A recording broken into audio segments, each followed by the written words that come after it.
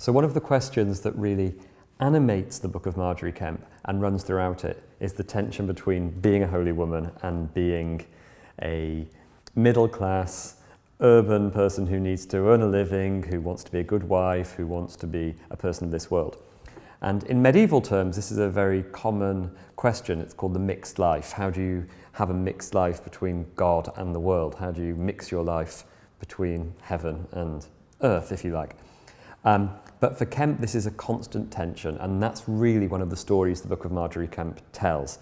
She starts off as the quite well-born daughter of a very powerful man called John Burnham in the town of Lynn, now King's Lynn in Norfolk. And he was a burgess, an alderman, member of Parliament, and a really quite wealthy trader between East Anglia and the Baltic, which was a very common kind of well-established trade route. And she says in her book how she enjoyed the finer things in life. She had nice clothes, she became a snob, she was jealous of her neighbours and that kind of thing. She also tried her hand at milling and brewing, two vocations which are often associated with women in medieval England, and both those businesses failed. So we need to think of her not as an aristocrat, but also not as a peasant. She's part of what we might call the urban elite of King's Lynn. And she then, after having 14 children, she had a spiritual conversion.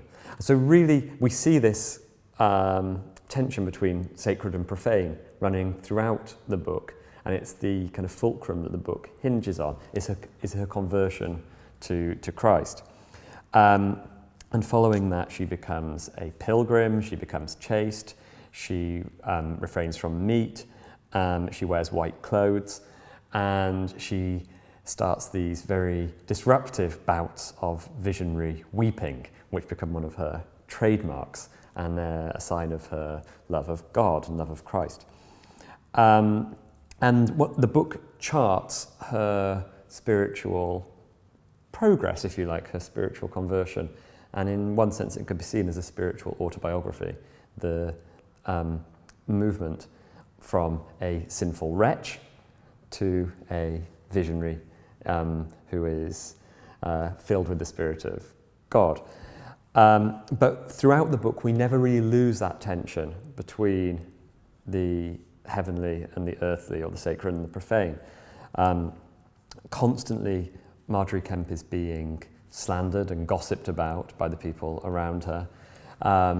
And she also has a very material sense of spiritual worth. And she also keeps on getting dragged back to domestic matters, looking after her husband, worrying about her son, caring about what's happening in Lynn.